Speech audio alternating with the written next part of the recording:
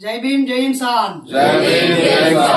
మిత్రులారా, ఏప్రిల్ 5, 2024 శుక్రవారం ఈరోజు వనపర్తి జిల్లా అధ్యక్షుడు మొహమ్మద్ నజీర్ అన్న వాళ్ళ ఇంటికి రావడం జరిగింది.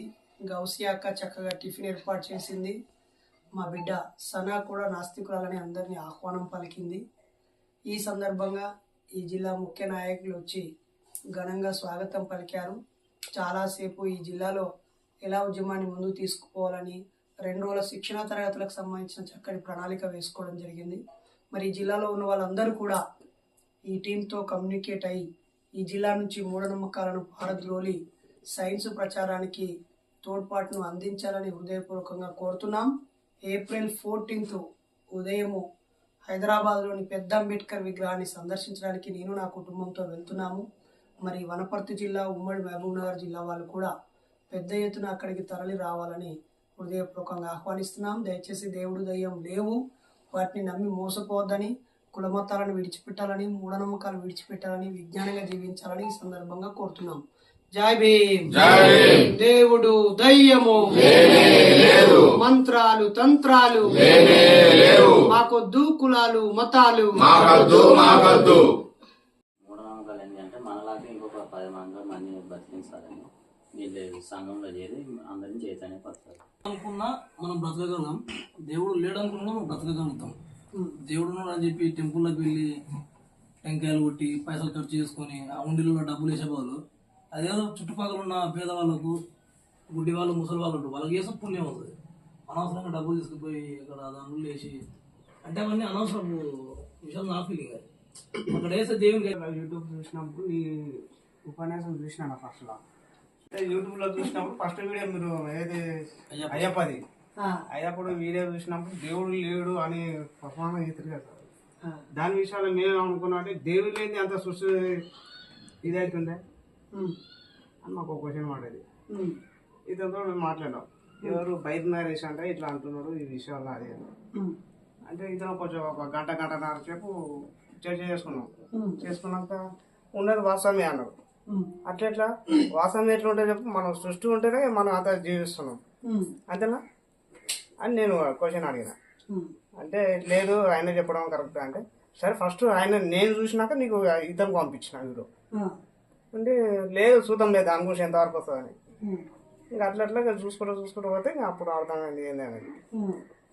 దేవుడు లేడు అంటే ఫస్ట్ చూసినప్పుడు అర్థమైందా, మధ్యలో అర్థమైందా? అసలు అంటే ఫస్ట్ వీడియో నేను చూసింది అదే అది. ఆ తర్వాత నేను మళ్ళీ దాని డీటెయిల్స్ అన్ని అనుకుంటే నువ్వు పోయి మళ్ళీ జైల్లోకి పోయి మళ్ళీ పోయి ఇది చేసి అన్ని కొంచెం మళ్ళీ లోతులో పోయి మళ్ళీ నువ్వు ఇంటర్వ్యూ కూడా చేస్తావు కదా మనం, దాంట్లో కోసం అన్ని అడిగితే అప్పుడు మాకు కొంచెం క్లారిటీ వచ్చేసింది. ఎంతమంది పిల్లలు మీకు? పిల్లలు కలది మ్యారీడా? 10 years. Okay okay okay. ఇప్పుడు ఇక దేవుడు లేడంటారు, ఎవరన్నా అడిగితే ఏం చెప్తావు మరి?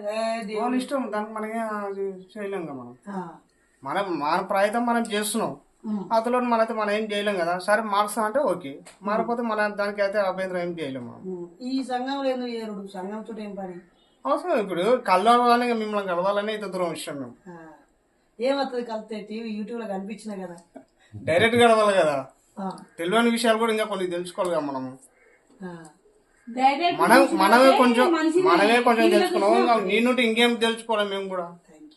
అలా నువ్వు చెప్పే సేమ్ అభిప్రాయం.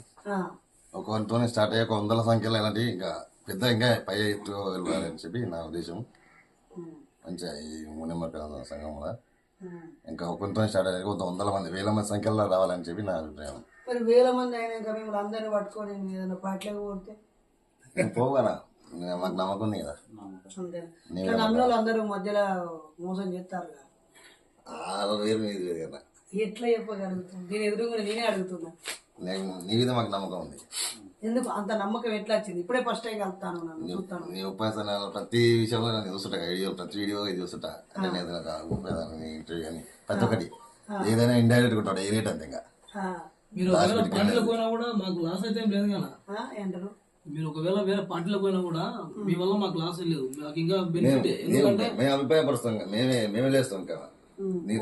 విషయం చెప్పకపోతే గుళ్ళకి వెళ్ళి దాని చెప్పి టైం వేస్ట్ చేసుకుంటోళ్ళం, మనీ వేస్ట్ చేసుకుంటోళ్ళం, అంటే అంధకారంలో ఉండేటోళ్ళం అనమాట. ఇప్పుడు మీరు చెప్పినందువల్ల కొంచెం దాని నుంచి కొంచెం రిలీఫ్ అయినట్లు. నేను కూడా పూజలు చేస్తుంటే టెంపుల్కి ప్రతి దానికి వెళ్తా, ప్రతి ఫెస్టివల్ కానీ దానిలోకి ఇప్పుడు కూడా వెళ్తా. కాకపోతే ఆ హుండీలో డబ్బులు వేయడం బంద్ చేసిన, ఈ టెంకాయలు కొట్టడం అగరత్తులు పెట్టడం బంద్ చేసిన. దానివల్ల నాకు బెనిఫిటే కదా, అంతే. అట్లా కొంచెం విముక్తి ఉంది నాకు. అలా నువ్వు చెప్పే అలా నేను మీది ఆ వీడియో యూట్యూబ్ వీడియో అనేది వైరల్ అయినప్పుడు అప్పుడు యూట్యూబ్ అది వైరల్ అయినప్పుడు అప్పుడే నేను చూడడం మొదటిసారి యూట్యూబ్. మనల్ని అయ్యప్పే కలిపిండు. అయితే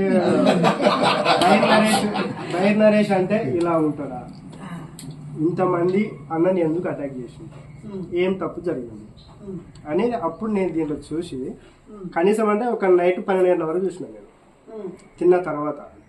చూసి చూసి చూసి చూసి ఓ రోజు ఏమన్నా అన్న దగ్గర మాట్లాడినా, అన్న ఇట్లా సంగతి బైర్ నరేష్ అంటే ఆయన ఏం చేస్తుంటాడు, ఏ పని దేని గురించి ఆయన ఇది చేయడం, ఏంది చైతన్యం చేస్తున్నాడు నాకు అర్థం కాలే. ఏదంటే నేను ఒక యూట్యూబ్ చూస్తున్నా అని అన్న దగ్గర అంటే అన్న ఉండే ఏమన్నాడు, ప్రతి సంవత్సరం ఏప్రిల్ 14కు అంబేద్కర్ కాడికి వస్తారా, నువ్వు వస్తుంటే తీసుకుపోతా, మళ్ళీ ఎప్పుడు వస్తావు అని అన్నాడు.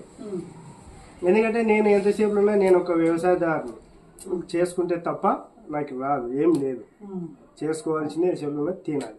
కానీ ప్రతి ఒక్కరు పిలిస్తే పోతా, ఎక్కడైనా సరే, గుడికైనా కానీ, దయ్యానికైనా కానీ, భూతానికైనా కానీ, దేవరికైనా కానీ పోతా, తింటా. నేను ఏం చేయాలో అదే చేస్తుంటా, అది నా మనసుకు నచ్చినదే చేస్తా. ఏదో వాళ్ళు చెప్తే మొక్కురా, దాని బొక్కబొర్ల వండుకోరా, అలాంటివి ఏవి చెయ్యను. అన్న తర్వాత అన్న ఏప్రిల్ 14కు వస్తుంటాడు ప్రతిసారి. అప్పుడు నువ్వు ఒకసారి వస్తాడు తొలకపోతాడు అంటే, అన్న నాది సమస్య ఇది, నా పరిస్థితి ఇట్లా ఉంటుంది, నేను అంత దూరం అంటే రాలేను అని చెప్పడం జరిగింది.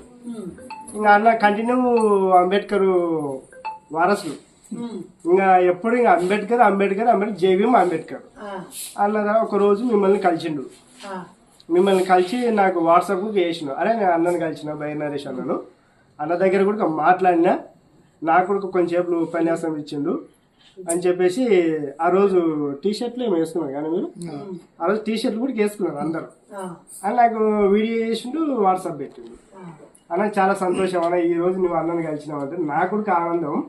ఈ అవకాశం నాకు ఎప్పుడు వస్తుంది కానీ ఒక్కసారి నాకు ఇది ఒకటి వినియోగించుకో అని చెప్పేసి అన్నను ప్రతిసారి రోజు సాయంత్రం పక్క కలుస్తాను. నేను ఎక్కడ పోయి వచ్చినా కానీ కంపల్సరీ ఒక గంట టైం స్పెండ్ చేసుకుంటా. ఇంకా ఏదో మాట ఆ మాట ఏ మాట అది చెప్పు. కొంతమంది ఉన్నారు మా కాలనీ, వాళ్ళు ఏం చేస్తారంటే వాళ్ళు ఎంతసేపులు ఉన్నా వాళ్ళ కాడికే, వాళ్ళ గురించే, వాళ్ళ విషయాలు, వాళ్ళ కుటుంబం, మా పాలోడు వాడు, మా పాలోడు వీడు అనుకుంటూ ఉంటారు. వాళ్ళు ఇట్లా మేము ఏమన్నా చెప్తున్నామంటే దానికి అంగీకరించరు, వచ్చేటప్పుడు చెడగొడుతుంటారు. సరే అది వాళ్ళ ఇష్టం, అది సరే మనం మంచి బాటలు చేయాలి, మంచి బాటలు నడిపించాలని మనం అనుకుంటున్నాం. వాళ్ళు లేదు, వాళ్ళు మేము పోయేదే ఇట్లా ఏడుకుంటే పోతున్నప్పుడు దాని గురించి మాకు ఎందుకు, సరే తెలుసుకున్నాడన్నా మనతోనికి వస్తారు కదా, ఈ రోజు కాకుండా రేపని తెలుస్తుంది కదా, అది మంచిగా చెడ కొన్ని నిజానంగా తెలుసు అని అన్నట్టుగా మేము మాట్లాడినాం. సరే అని రాత్రి మొన్న కూడా ఉండి ఒక విషయం ఏమన్నాడు, ఏప్రిల్ 14కి ఎవరెవరు అవుతారో ఏం కథనో నేను అందరికి ఫోన్ అయితే చేస్తున్నా, కాబట్టి పోయేది ఉందిరా మళ్ళా అని అన్నాడు. ఇంకా దానికి నేనేమో ఆయనకి ఏం సమాధానం కూడా చెప్పాలి. మొన్ననే అపోలో హాస్పిటల్ పోయి సర్జరీ చేయించుకొని వచ్చిన ముక్కు, అందుకే నేను మార్క్స్ పెట్టుకోవడం జరిగింది ఇందాక అని. ఇంకా పెట్టుకున్న తర్వాత ఇప్పుడు మళ్ళీ రాత్రి ఉండేమన్నాడు, ఇటు సంగతి అన్న వస్తున్నాడు అని అంటే, ఇంత అవకాశం ఉన్నప్పుడు ఆయనకు నేను కలవడం ఏంటి, ఆయన దగ్గర ఖచ్చితంగా పోస్తానేనని చెప్పేసి మాట ఇచ్చిన. ఇంకా అన్న అనకముందే అందరికంటే ముందర నేను పైన పోయి రెడీగా ఉన్నా.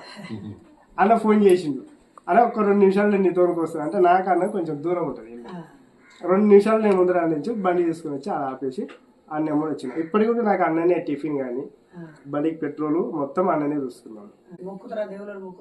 నేను చెప్తున్నా పోతా, అందరికి పోతా, మా మొక్కడం ఇక్కడ అలాంటిది ఏం లేదు. మా ఇంట్లో ఫస్ట్ నా భార్య, మా భార్య ఏమంటది, ఏమన్నా ఇల్లు వాసు ఏం అదేం ఇల్లు వాసు నీకు ఎవరు చెప్పింది బాపనే అని అంటే, మళ్ళీ నా భార్య క్రిస్టియన్ పోతుంది, మళ్ళీ నేను ఓను, ఎవ్వరికి ఓను.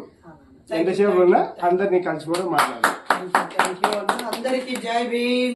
స్టార్ట్ అయినా మేము ఏం చేయాలన్నట్టు పెళ్లి కొడుకు అబ్బాయి అందరికీ ఒకటి చూపించండి. అందరూ బర్త్డే బంప్స్ బ్యాచులర్ బంప్స్ పెట్టారు.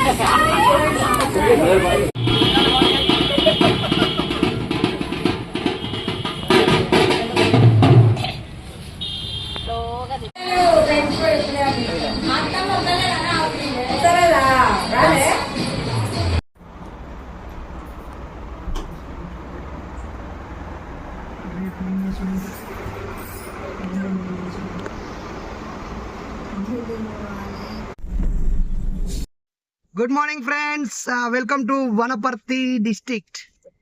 ఈరోజు ఏప్రిల్ 5, 2024 శుక్రవారం. బాబు జగజ్జీవన్ రామ్ గారి పుట్టినరోజు. మరి అందరికీ సామాజిక ఉద్యమాభివందనాలతో మేము ఉదయం 6 గంటలకే బయలుదేరి పగడాల లోకేష్ పెళ్లికి బయలుదేరాము. అనుకున్న సమయానికి చేరుకుంటాము. అక్కడ అందరం కలుద్దాం. జై భీమ్, జై ఇన్సాన్.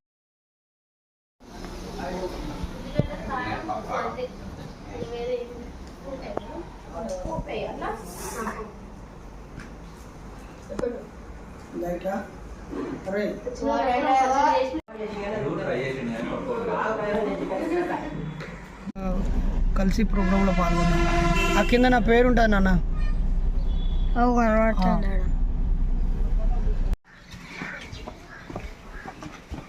వెల్కమ్.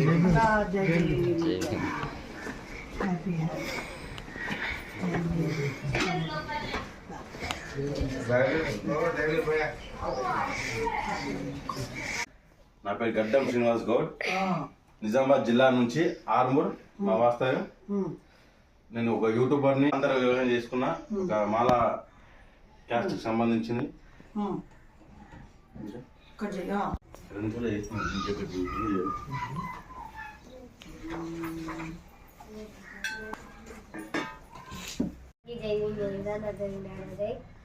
నేను 6th క్లాస్ చదువుతున్నాను. సంఘ నిర్మాణానికి కావాల్సింది అందరికీ ఫోన్ చేసి ఒక దగ్గర గ్రూప్ మీటింగ్ పెట్టి అందరికీ మీరు ఇలా చేస్తే బాగుంటుంది, ఇలా మీరు సంఘంని డెవలప్ చేస్తూ అందరికీ కలుస్తూ ఈ బాటలో నడుస్తాం, అందరినీ మానేద్దాం అనుకుంటూ వెళ్ళాలి. చేస్తే సంఘం డెవలప్ అవుతుంది.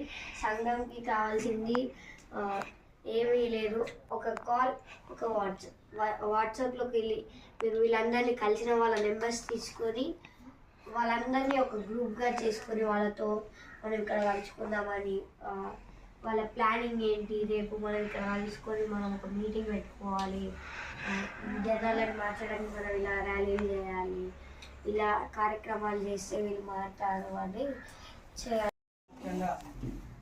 సంఘం అంటే అభిమానం, సోదరుడు అంటే ఇష్టంతో వాళ్ళ పనులను కొంచెం పక్కన పెట్టి, ఎండలు కూడా పక్కన పెట్టి పెద్దలకి మిత్రులందరికీ ఉద్యమాభివందనాలు. ఈరోజు మనము ఏప్రిల్ 5 శుక్రవారం 2024 ఉదయం పూట మన జిల్లా అధ్యక్షుడు నజీర్ అన్న ఇంట్లో సమావేశం అవుతున్నాము. అందరం తొందరగా వెళ్దాం.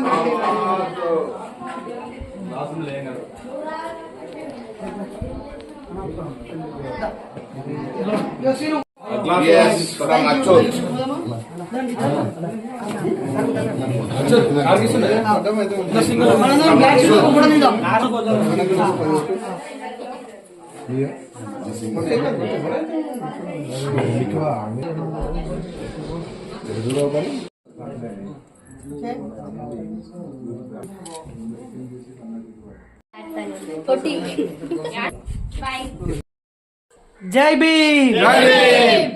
కులమతాలు నశించాలి, మానవత్వం వర్ధిల్లాలి.